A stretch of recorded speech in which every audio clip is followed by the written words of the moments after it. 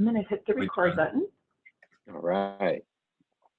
So welcome, everyone, to our first Zoom Kent Environmental Council event, other than our breakfast and our board meeting. So I am delighted to have Ben Wolford and Roger Hoover here from the Portager, and I'll stop talking so that they can introduce themselves. So Ben, I think, are you going to start? Yeah, I can just start with a kind of overview of the Portager and what it's all about and what we're doing here. Thank you for inviting us. This was supposed to be in, I think, your living room. I think we can fit more people here than we can in your living room. So maybe this is a mixed blessing. But Jeremy Stream was one of the people who registered, and he asked a question about why we're doing this and why us and what was the motivation for the Portager. I don't think there's any doubt about the need for something like this in every community, not just ours. But I came upon the idea a bit by happenstance. I grew up in Stark and Portage counties. I always had a Record Courier and a Beacon Journal on the dining room table, and went into journalism. Went to Kent State, studied with Barb Hipsman, who's on this call. Worked for newspapers in Florida for a while, and I freelanced. Recently, I've been traveling abroad with my overseas and living overseas with my wife, who works for the United Nations. So we live abroad most of the time. And I was looking for stories to do and kind of watching with displeasure the death of the industry that I studied and was studied to be in and was a part of for a decade. And watching the creation of these news deserts caused by the consolidation of the news industry. I mean, if you look at a map of Ohio, you could draw big swaths of territory that are covered by a single company, Gannett. And our community is one of them. So I thought that would be a good story for the Atlantic or the Columbia Journalism Review. So I wanted to tell the story of media consolidation through the lens of our community. So I called up Roger DiPaolo, who'd recently been laid off at the Record Courier. He was the first casualty of the Gannett takeover, and spoke with him for an hour or two. And at the end of it, I realized that I had a great story, but actually I had a problem that I was fairly well positioned to tackle. So within the next couple of months, I started drafting a business plan for what would eventually become the Portager. I would like to do things a bit differently from the way the industry has operated traditionally, starting with most obviously print. I mean, that's an enormous cost. It's an enormous cost to environment to keep printing papers that get thrown away. And it's not really sustainable. You don't actually need it, especially if you're moving away from an advertising-based model. The only reason newspapers even have print products anymore is because advertisers, the few that remain, are willing to spend a lot of money to be in them. But as advertising dries up, people are looking for new sources of revenue. I think print's going to go away. And so print isn't even actually on the table for us at the moment.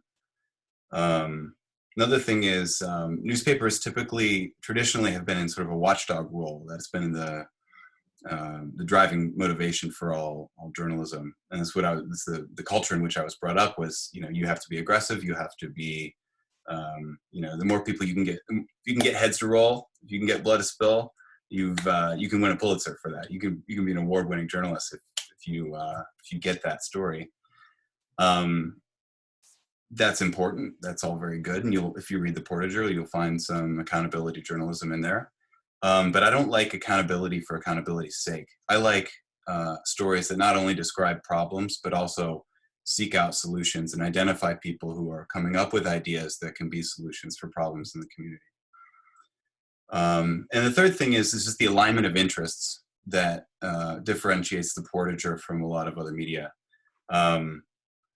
Currently, the prevailing business model in media is to essentially attract as many eyeballs to the product as you can in order to monetize those for resale essentially to advertisers. Obviously, the incentive model, the incentive of that business model is to attract as many clicks as possible, and we all see the result of that. It's almost destroyed our democracy, this business model. So that needs to change. A lot of people suggest nonprofits as an alternative to this model, where you derive your funding from grants and government and foundations that are interested in promoting democracy and promoting the fourth estate. I don't see that as fully aligned either with the needs of the community, because foundations aren't members of the community. They're a group of donors who have their particular interests, and they want to see things covered in a certain way. And if your business is essentially propped up by a series of grants, you don't have a sustainable business. You have a charity essentially, which is great, but that's not the news business is not a charity. It's a valuable product that I think people in the community agree is essential, as we've seen. I mean, local news is essentially telling us whether we have an outbreak or whether our health is at stake.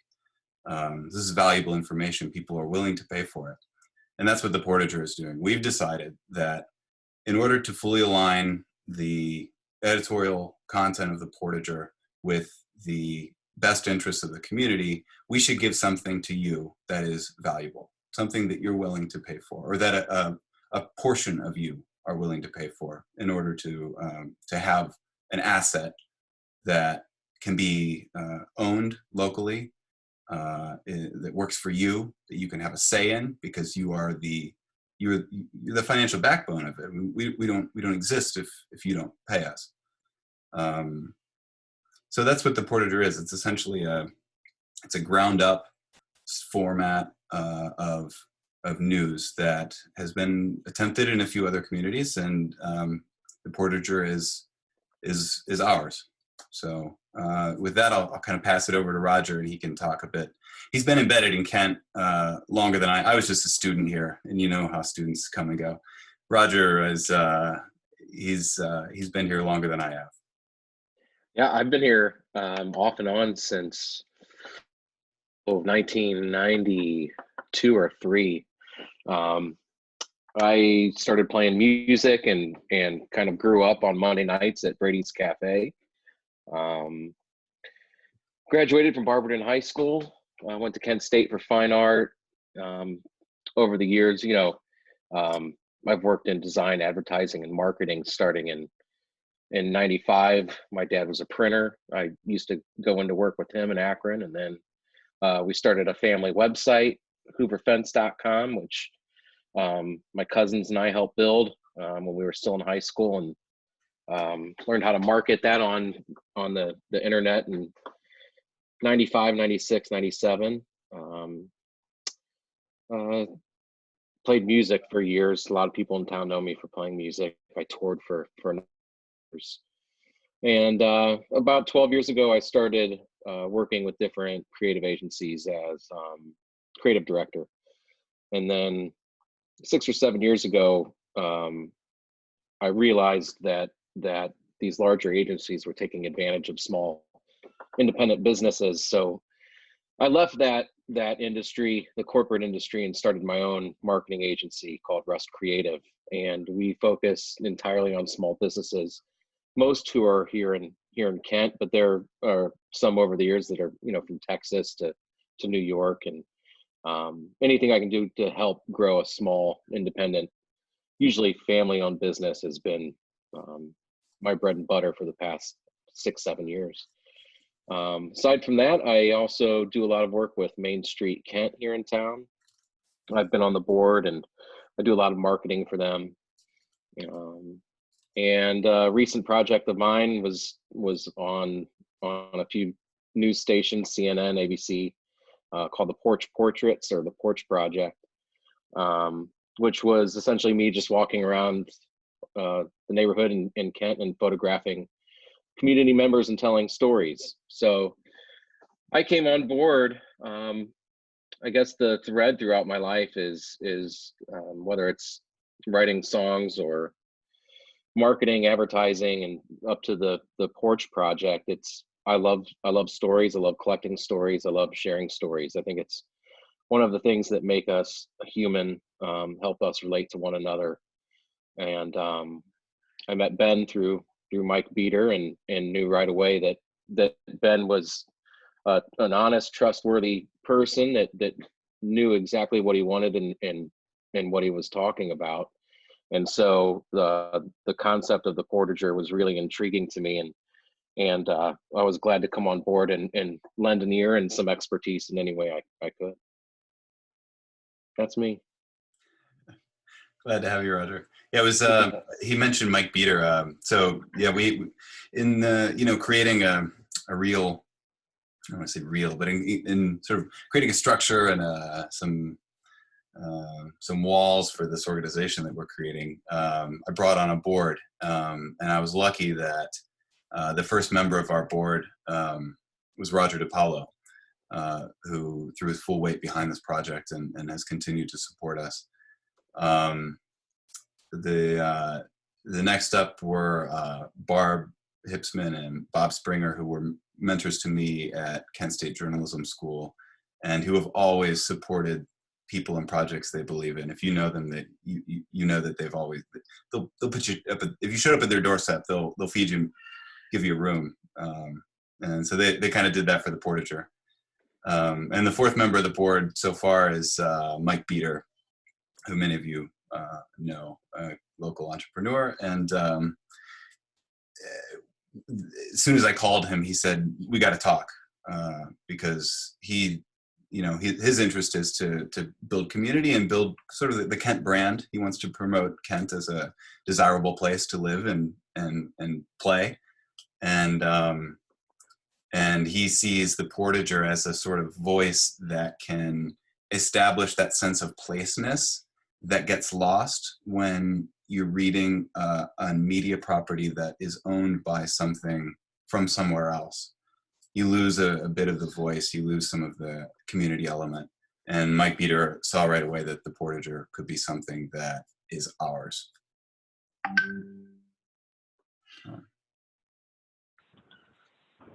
don't know if you want to open the floor to questions or. Sure. So there's a couple different ways you can ask questions. There's at the bottom of your screen, there's a little chat function.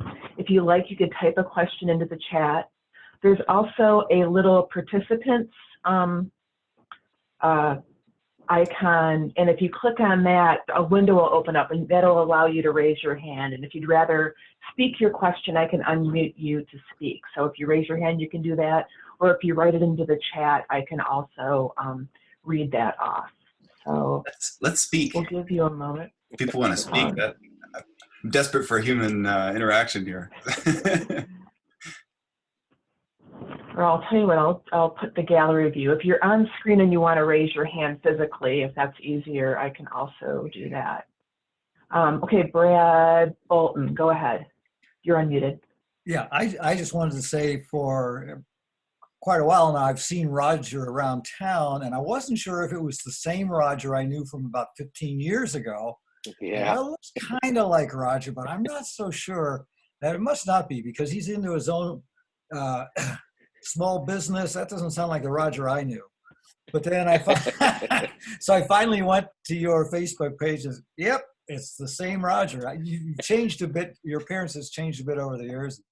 Yeah, yeah. But incognito. It's nice I'm a little milder now too. Yeah. But I always enjoyed the Whiskey Hounds. I thought that was pretty authentic stuff. Yes. Thank you. We had quite a run. It was an interesting run. Huh. I had to say goodbye to all of that. That was about 12 years ago. It was just I had a young family, and touring was too much, and the rest of the guys got way into the lifestyle of a rock star, and I had to say goodbye to all of that. Excellent, thanks, Brad. That's why I'm milder now. So I see in the chat box that Iris Meltzer asks, what are your plans for covering the delayed primary election? And Al, I saw your hand, so I'll call on you next. Yeah, so let's talk a little bit about coverage here. So we are strapped for resources as a startup. All of us have jobs that are full-time and occupy us throughout the better part of the day. In fact, I'm trying to hang on to my job, so I'm probably verging on time theft at this point with all the effort I put into the Portager. So our coverage priorities tend to shift depending on the ease of the particular project, the amount of effort that would be required versus the amount of payoff I expect to get in terms of impact and so on. The election has been something that we are covering in a kind of ad hoc way. So, for example, our very first story actually was the League of Women Voters candidate meetup. One of the last things we did live in person before the epidemic. And that I expected to do a lot more with the election, but we've shifted priorities. We've focused primarily on the pandemic and local response and safety issues and transparency issues from the local authorities. I think probably after the primary election, we'll probably give more attention to the general election, which isn't ideal. That said, if someone came forward and said, I'd like to, I think the primary election is very important and we need to cover it more. So I'd like to do a candidate profile, or I'd like to write more about access to voters, which is going to be the biggest issue of not only the primary, but also the general. How is this even going to work? I'm thinking about it, and it's something I'd like to do, but we need to figure out our priorities and our resources. Great, thank you. Let's see, Al had his hand up, so I'm going to unmute you. Al, go ahead, ask your question. Yeah, you mentioned just now about transparency of local organizations, and I know that you've struggled with Portage, trying to get information from them.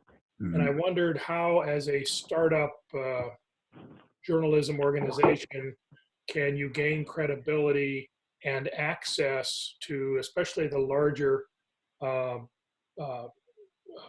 organizations like especially during this pandemic time, to make them more transparent, but also the Portage County Health Department, the Kent Health Department. There seems to be almost, compared to Summit County Health Department, a real blackout in Portage County.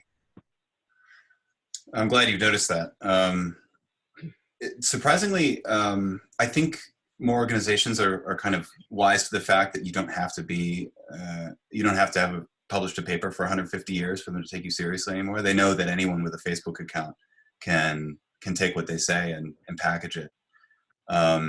We also have a little bit more credibility, I think, just because of my background as a journalist. They know that I've worked for substantial publications, and they know essentially what we're doing. I typically introduce who I am and what I'm doing when I reach out to them.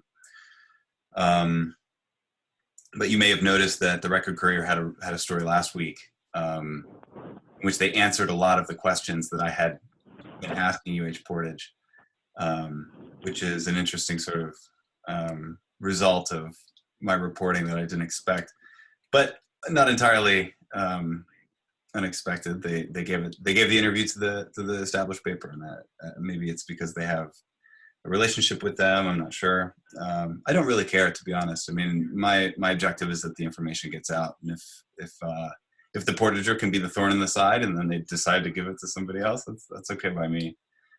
My interest is typically just to serve the people who are our community. I mean, we have over 600 newsletter subscribers now, and we have over 40,000 people reading our articles and posts every month.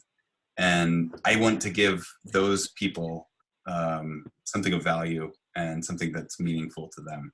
And if institutions want to treat us differently, or if they don't want to take us credibly, that's fine. I'll just report back to my community what they've said, and we can do with that information what we will. So I had a question for you about financial viability. How many paid how is your business model working, and what kind of financial backing do you need by people like us in order to, buy your groceries and things like that? Yeah. So we're kind of lucky. Well, Roger's not very lucky, but I'm lucky in the sense that I have currently. I lost all my clients.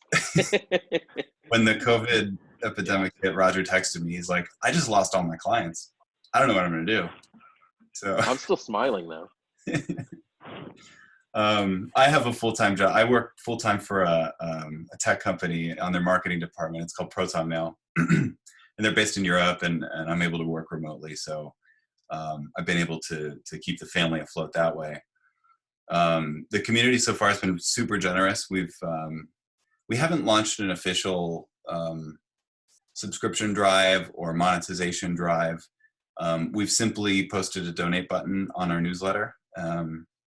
People have been very generously throwing dollars at us, and that has helped subsidize and offset some of the personal costs that I've taken. But to achieve real sustainability, I think we would need somewhere in the ballpark of 1,000 to 2,000 subscribers paying $10 per month. And that would allow me to quit my job and report for you guys full time. We could pay Roger and Carter, who's another journalist who's been working for us. And we could start to think about how we're going to level up to the next stage, which would be 3,000 or 4,000 subscribers, and hire a more substantial staff and really achieve the goals we really want to. Something else I was just going to say there. The thing about when you have an online, locally owned, employee-owned organization, you don't have to set aside a fraction of money for shareholders or executive salaries who aren't even living in Portage County. You don't have to pay back debt obligations from decades ago. You don't have to pay overhead. We don't even have a newsroom. So really, we can be really lean. We can deliver the same quality and quantity of work for a much lower level. I'm told, my sources suggest that the number of subscribers we need to be sustainable are the number of subscribers that the Record Courier has lost in the last 3 years. So if we can reach those people and get them on board, we can achieve sustainability, I think. Yeah, there's a vacuum that's been created, and I think it's only going to grow as the Record Courier continues to lay off employees. That they just don't have the reach. I mean, we're another journalist or two away, I think, from providing the same amount of coverage at a higher quality than they are right now. So I think we'll eventually get there. It's just a matter of can we produce enough content right now so that it seems like a viable amount of money for people to invest in us at $10 a month. So it's a balance between, can we provide enough right now for that dollar investment? I think that's part of the issue right now, but we'll get there. We'll get there. Great. I saw that Mary Lang had her hand up, so you are unmuted. Go ahead and ask your question, Mary. Okay. And I'm sorry if you already answered this because I had to step away for a minute. Are you a for-profit or nonprofit? You said you were employee-owned. Yeah, employee-owned in the sense that we're not incorporated and I own it. So, but when we do incorporate, we will be employee-owned. That is the plan. A for-profit employee-owned. A for-profit employee-owned. I'm looking at an ESOP model. And if you had to put a number on, if you wanted to get startup funding and you had to put a number on that, what type of number would you say?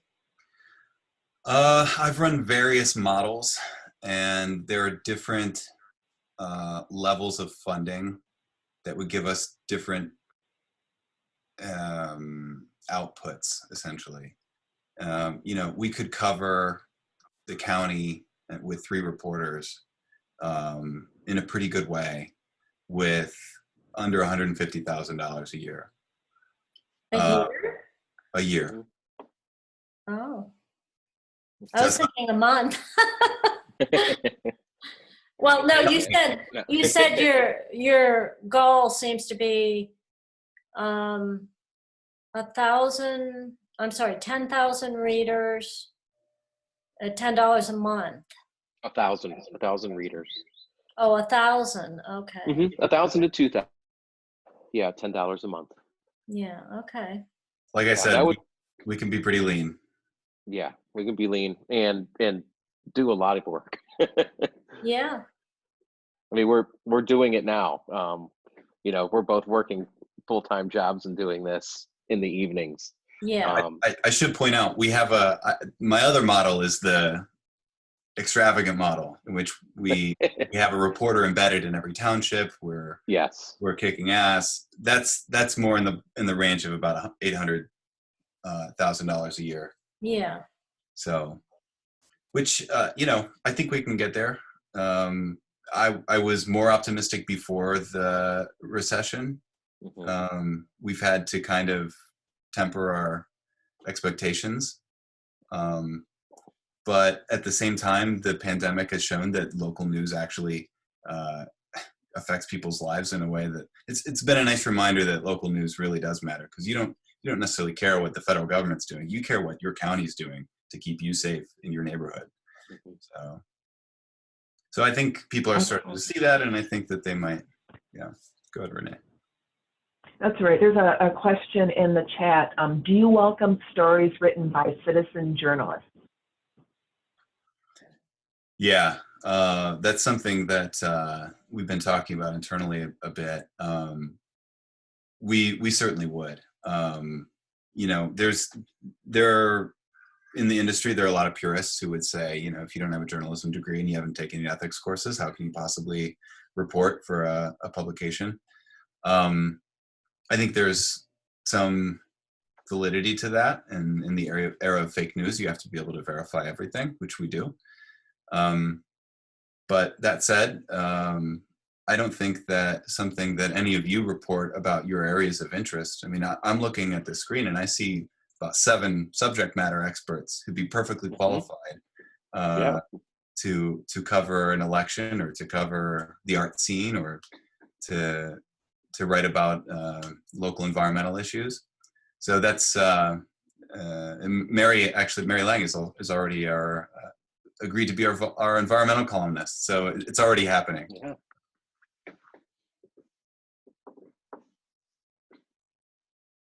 Thank you. I was muted. Anyone else have a question who's on screen and wants to raise their hand, or you can type it into the chat box. Oh, Gwen, you're unmuted, Gwen, go ahead. I'm Gwen Fisher, and I've been involved with the Portage Community Rights Group. I don't know if you're familiar with that at all. Yeah, yes. We're part of the network of the Ohio Community Rights Network. And we've been talking, I've been thinking a lot, and we've been talking about ways in which we can, as a community, start to do the kinds of things that we need to do nationwide, because we can't get back to normal, because normal is what got us where we are now. And I guess I would like to see the Portager, be willing to take some direction of that sort.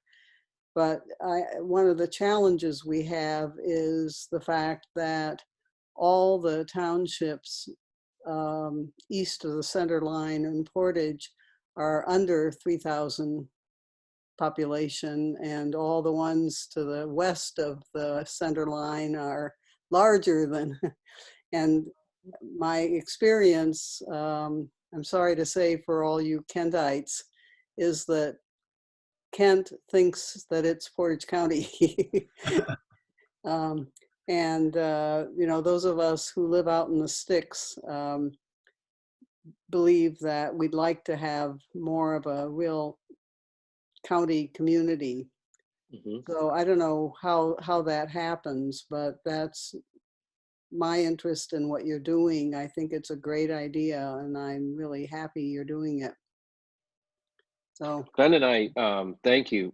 We started, I think it was back in February, driving around different communities and knocking on doors and of businesses, and we had planned to do a lot more of that.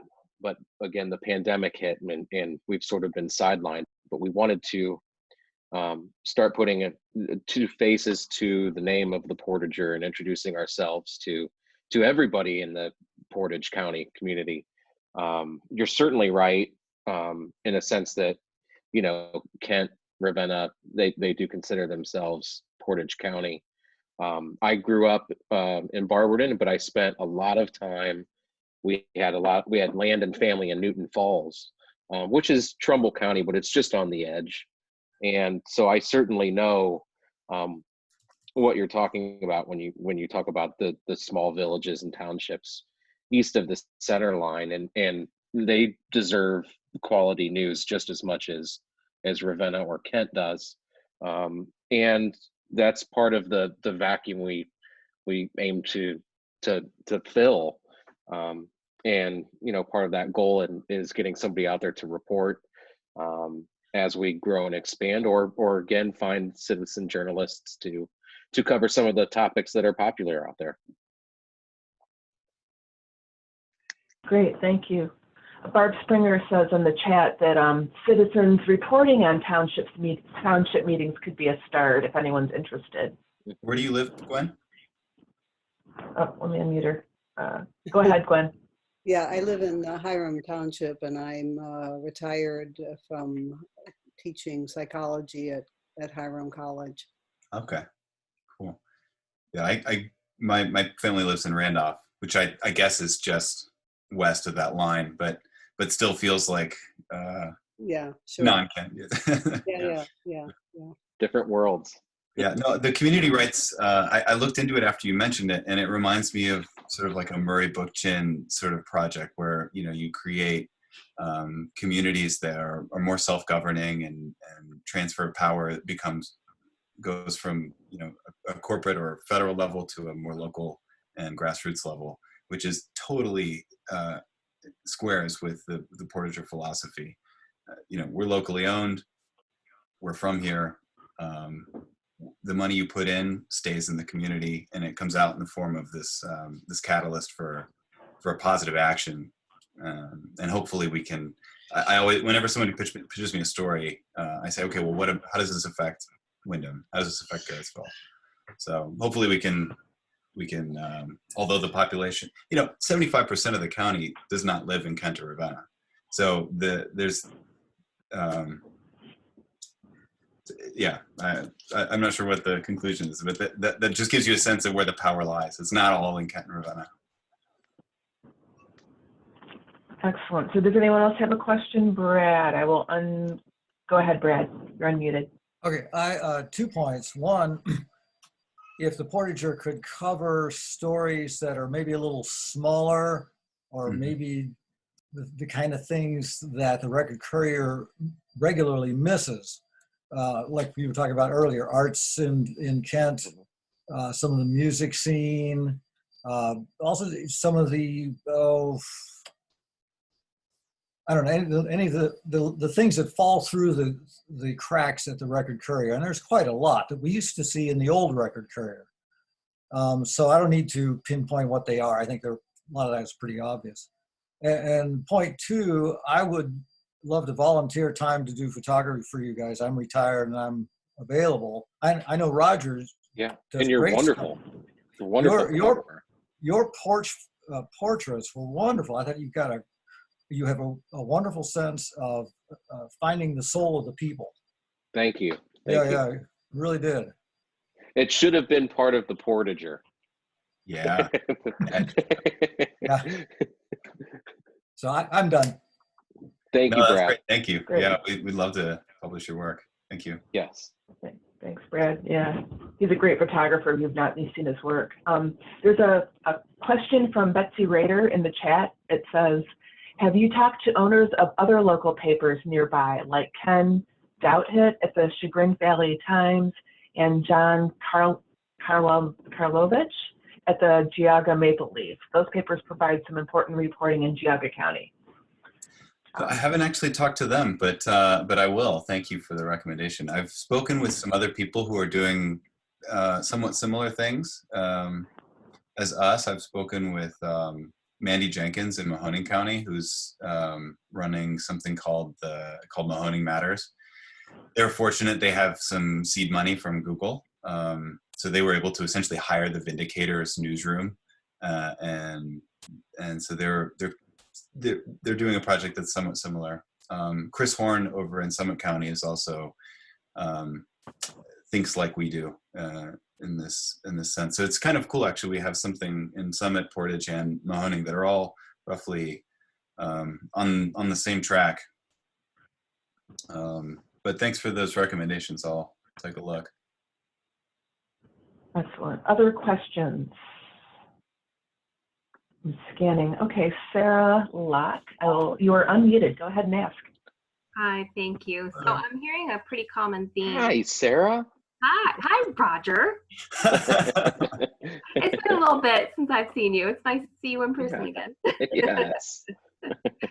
So I'm hearing a little bit of common themes, and I was hoping to have you speak to it a little more intentionally. So, Gwen and Brad brought up some things, and then you kind of responded to it as well. But there's definitely a really strong feel that I'm getting from everybody about trying to be very intentional about inclusivity, and really including the people who are that east of the line. Roger knows where I live. I'm way out there. Yep.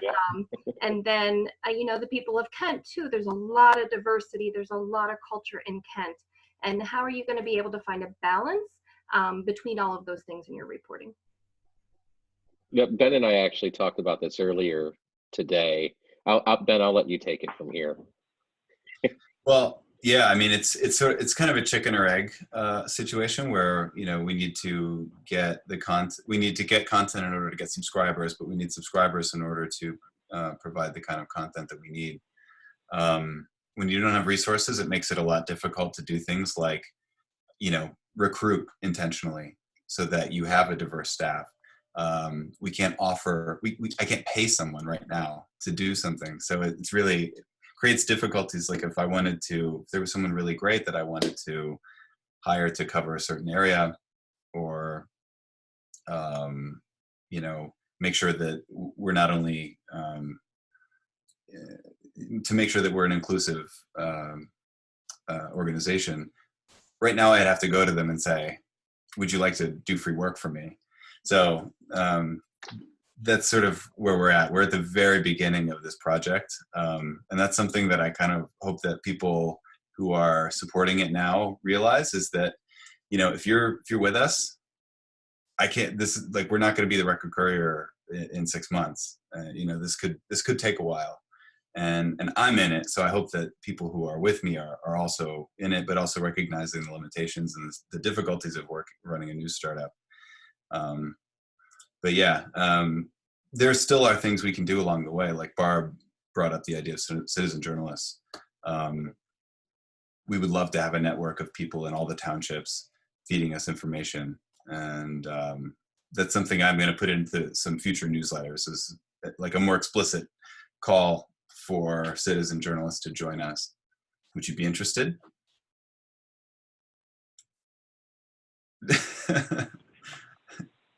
You're gonna have to. Oh, I'm sorry. I'll unmute you. Go ahead, Sarah. You're unmuted.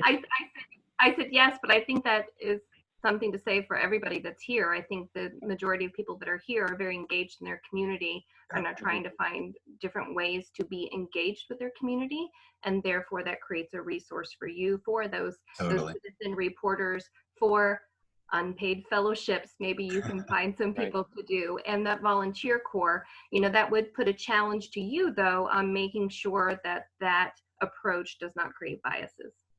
Right. Yeah. What kind of biases do you see, for example? Well, everybody only knows what they see, you know. Yeah. Go back to Pink Floyd, all you touch and all Yeah. you see is all your life will ever be. You know, people Right. only know from their seats and their view out their window of what life is. And sometimes we have biases that we aren't even aware of. Mm-hmm. And you would have to be subject to be that objectionable outsider to look at that and say, you know, what is the roots and authenticity of the approach of the story that's being told? Yeah. Yeah, totally. Yeah, and I think that's an interesting subject, and this is a little more philosophical, and we've been pretty practical. But you know, I was brought up in Barb has probably called me out for filing a biased story, or you know, you got to get the other side of the story. Well, I think in the last 15 years since I was in J school, I think that there's more of a, sorry, Barb, to use the foil here, but I think more people have come to realize that there is no objective truth, and certain people have exploited that more than others. I think that the answer is to just be more transparent, acknowledge your biases, and fight against them. Expose yourself to different ideas. Examine your ways of thinking and figure out why you may be doing things that aren't. You know, that aren't borne out in reality, and question your whatever heuristics you're using to view the world, because they may not be correct. So yeah, that's a really good point. Al, I saw your hand up. You're unmuted if you want to ask a question. Yeah, to follow up on that, it might be an interesting idea to, when people subscribe to the newspaper, obviously they feel a connection. If you would include a short survey that would indicate, are you interested in volunteering to help us? And what areas do you have expertise in, or what community activities are you involved in? Then you could tap into those people, Yeah. either as volunteers and also as sources when topics come up. Great idea. I'll be editing our welcome newsletter tonight. Thank you. Awesome. Any other questions? I'm looking for hands.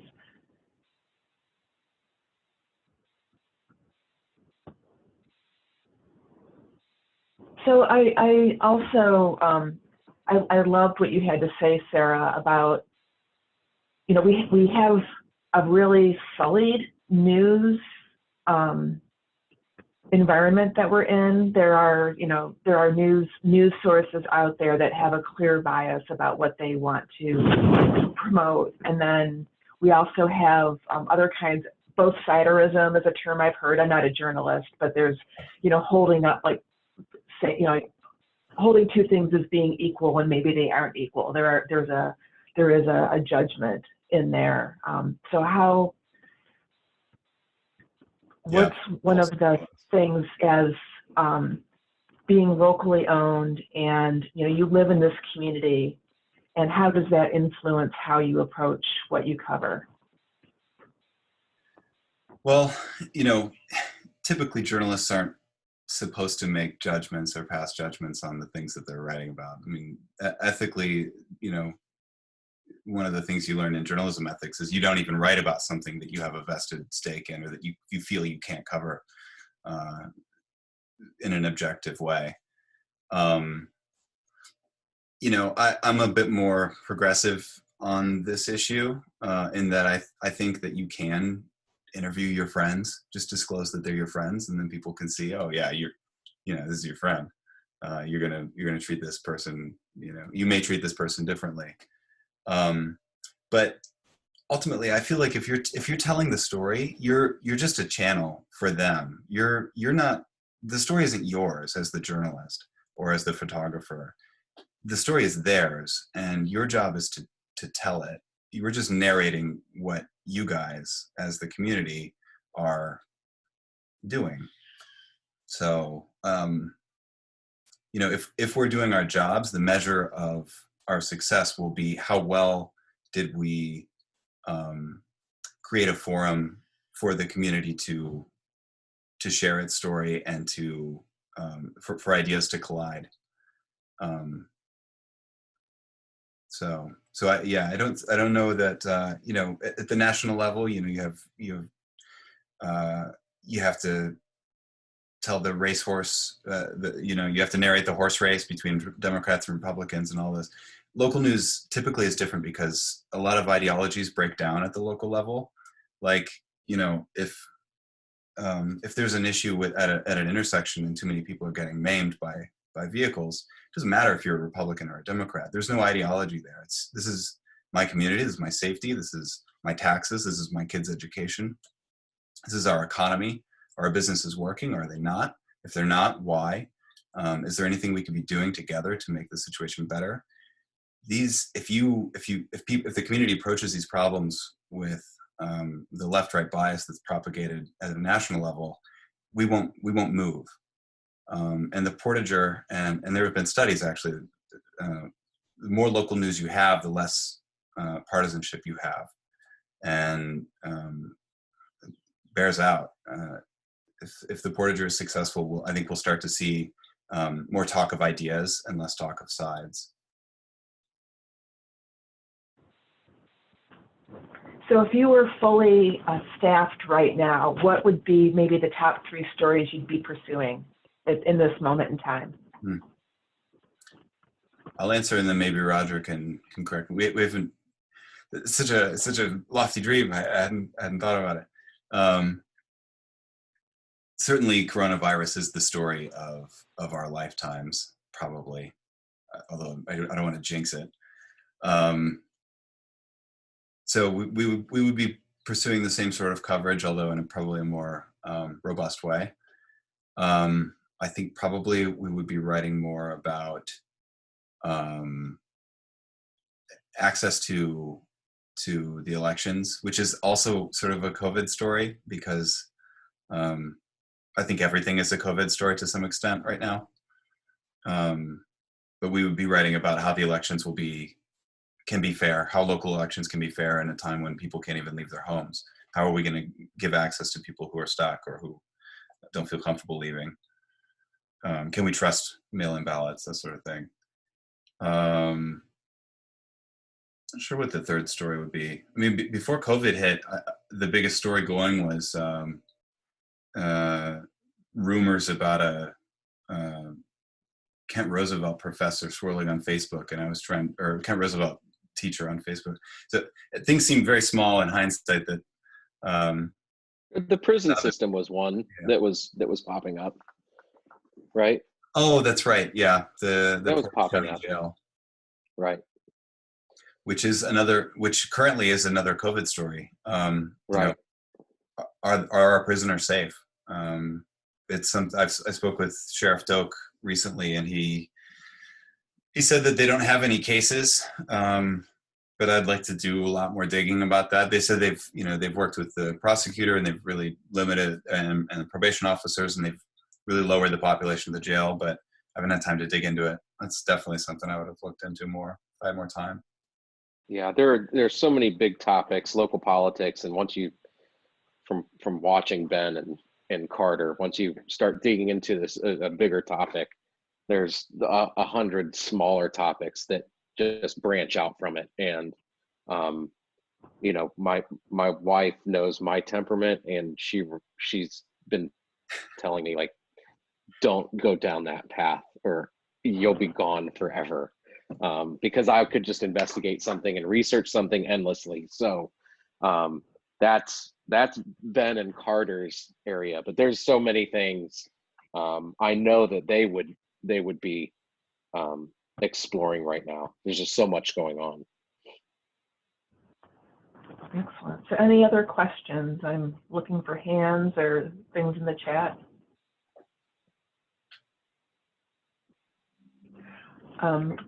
Go ahead, Brad. Yeah, did you say earlier that you have about 40,000 eyes looking at the Facebook page? Yeah, the whole Facebook, Twitter, newsletter. It's basically all channels. Mm-hmm.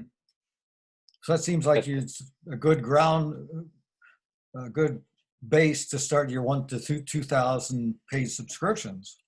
Yeah, there's different levels of. So this is another thing. The more you learn about, like, the more you think about media engagement, the more you see that there are different layers to this. You know, my working assumption is that there is a small fraction of people who would be willing to pay for news. It's probably somewhere between 3 and 10% of our total engaged audience that would be interested.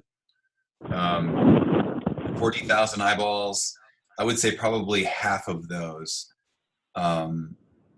are fleeting. These are just ephemeral people that saw it on Facebook and didn't even care to click the link to see what we are.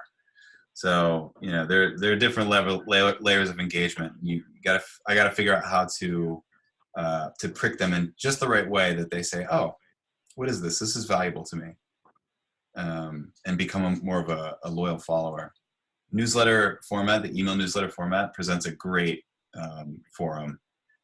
I'm in people's inboxes and they can see what we're about. They can get a roundup of what we're interested in.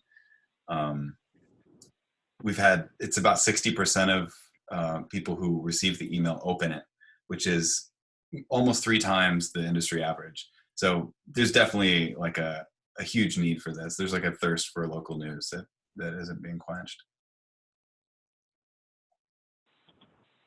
And Mary, I think, had her. Any other? Go ahead, Mary. Actually, my question got answered, but yes, there's a great thirst for local news, especially around the COVID topic, because we don't even have basic information that allows the average citizen in the region we are covering to stay safe. Yeah. So. Yeah. Yeah. It's really a better question is not what 3 things would I cover. It's really what 3 things would the 600 people who get our emails every day. What do they want me to cover? I'd be curious if you maybe it's best not to just open a 20-person Zoom the question to a 20-person Zoom chat, but you can email me and just let me know. I would be very curious and interested to know what you guys are interested in. Iris, I know what you're interested in. Let's see, any other questions? I'm looking for hands. Anyone hasn't had a chance to ask yet? Great. Well, I so appreciate both of your time on this very first Kent Environmental Council Zoom call. I'm seeing some of our members out there, and we are recording this, so if folks weren't able to see this, we'll make it available somehow, some way. We'll figure that out with Ben and Roger. But I am delighted to have you all here, and I'm delighted to see all the great stuff that's happening at the Portager. I look forward to seeing it in my inbox every morning, along with a couple other newsletters I subscribe to. I still get the Record Courier and Beacon Journal, but I just feel like it's a USA Today with a couple of extra articles added to it. So it's really the crossword is why we get it, why we get a Beacon. I had a brief brainstorm the other day. Like, there are a number of people who only get the paper so that they can read that one comic they like, or the Sudoku, or that crossword. I could just send them that. I mean, I could just order it on Amazon and have it delivered to you, and it'll be part of your subscription. Well, thank you. Yeah, it might be a thing. Yeah. Thank you, Renee. This was awesome. This was really cool. Yeah, thank you so much. And thank you all, those of you who came. I appreciate you trying out the technology, and life is Zoom these days, at least for a lot of us. So thank you all for coming, and excellent. We'll hopefully have more of these forums, online forums in the future. Yes. Thanks again. Stay safe. Thank you, everyone.